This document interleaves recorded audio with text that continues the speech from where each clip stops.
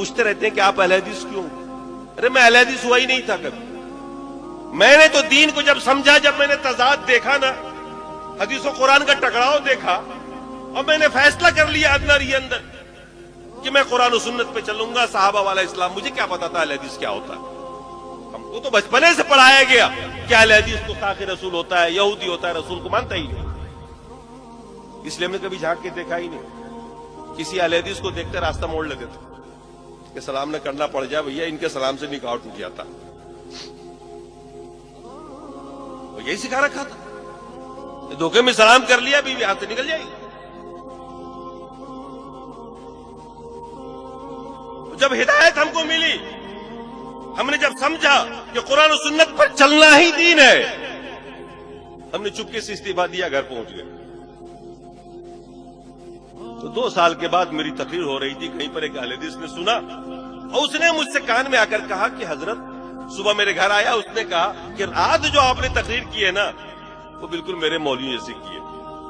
تب دل میں خیال آیا اس کے مولوی کو بھی آزما کے دیکھیں، اور دیکھا، اور تب پتہ چلا کہ یار ہم تو اہل حدیث ہو گئے.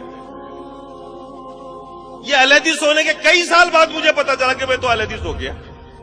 ورنہ تو ہم ڈر کے، مطلب جسے ہوتا ہے نا کہ ہماری یہاں ایک کہاوت ہے کہ دودھ کا جلا چھاچھ کو بھی پھونک کے پیتا.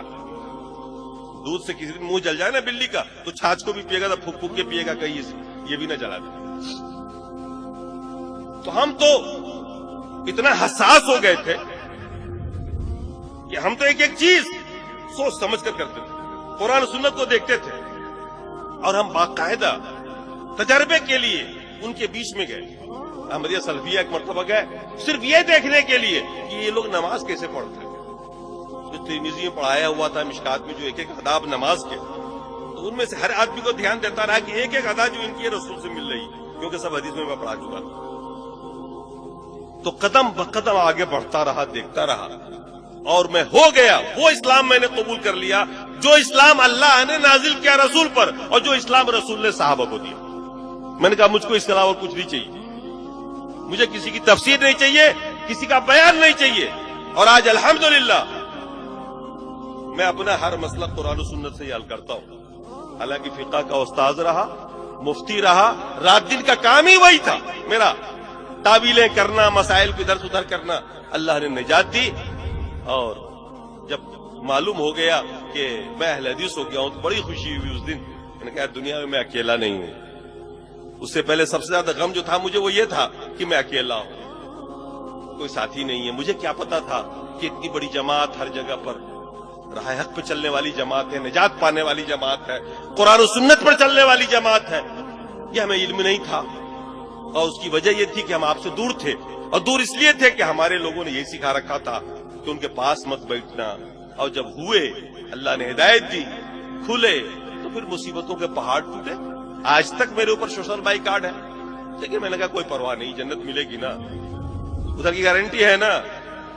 ہو گیا، روزی کا مالک اللہ ہے. اللہ نے قرآن میں فرمایا وَمَا مِن دَابَّةٍ فِي الْأَرْضِ إِلَّا وَعَلَى اللَّهِ رِزْقُهَا. دنیا میں جتنی بھی جاندار چیزیں ہیں، روزی کا ذمہ اللہ نے کہا میرا. اللہ نے کہا نا، ذمہ لیا نا اس نے. آپ کی جنت کی ذمہ داری لیے کیا؟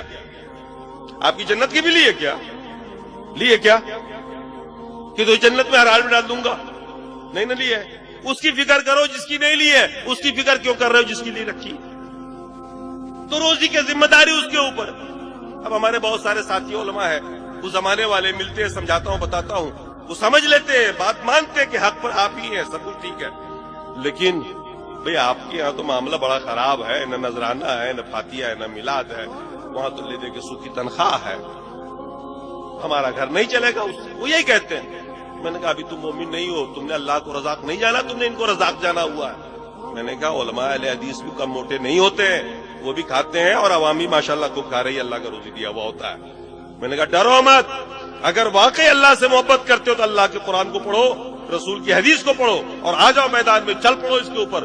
کسی ملامت کرنے والے کی ملامت کی پرواہ مت کرو. دنیا کیا کہہ رہی ہے، خود کو یہ دیکھو کہ اللہ تمہیں کیا کہہ رہا ہے. یہ دیکھو اللہ تمہیں کیا کہہ رہا ہے. دنیا والے کہہ رہے تھے ابراہیم کو، کیا کہتے تھے ابراہیم کے بارے میں؟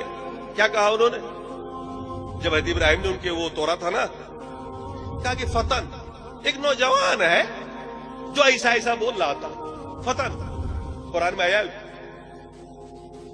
لیکن اللہ نے کیا کہا ابراہیم کو؟ کانا امتا، اکیلے ابراہیم کو کیا کہا؟ امت کا.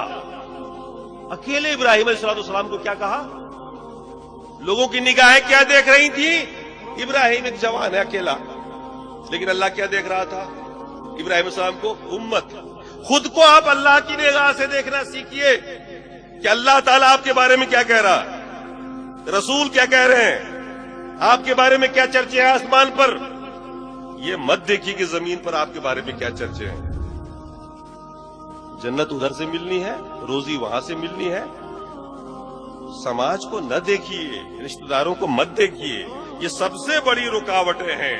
یہی رکاوٹیں مشرکین مکہ کے سامنے میں بھی تھی. وہ بھی اسلام کو سمجھتے تھے، قبول نہیں کرتے تھے. کہتے تھے میں نے اپنے باپ دادوں کو ایسا کرتا ہوا نہیں دیکھا. میرے دوستو، خیر اسی میں ہے کہ اللہ کے پیغام کو پڑھو، چلو رسول کی حدیث کو پڑھو، اس کی اتباع کرو، دین پر چلو. اور کوئی جو قلادہ آپ کے گردن میں ہو نا، گرداری جو پٹا، اس کو نکال کے باہر کرو. یہی ہے اسلام. جو بھی دشمن ہے میرے سلف کا،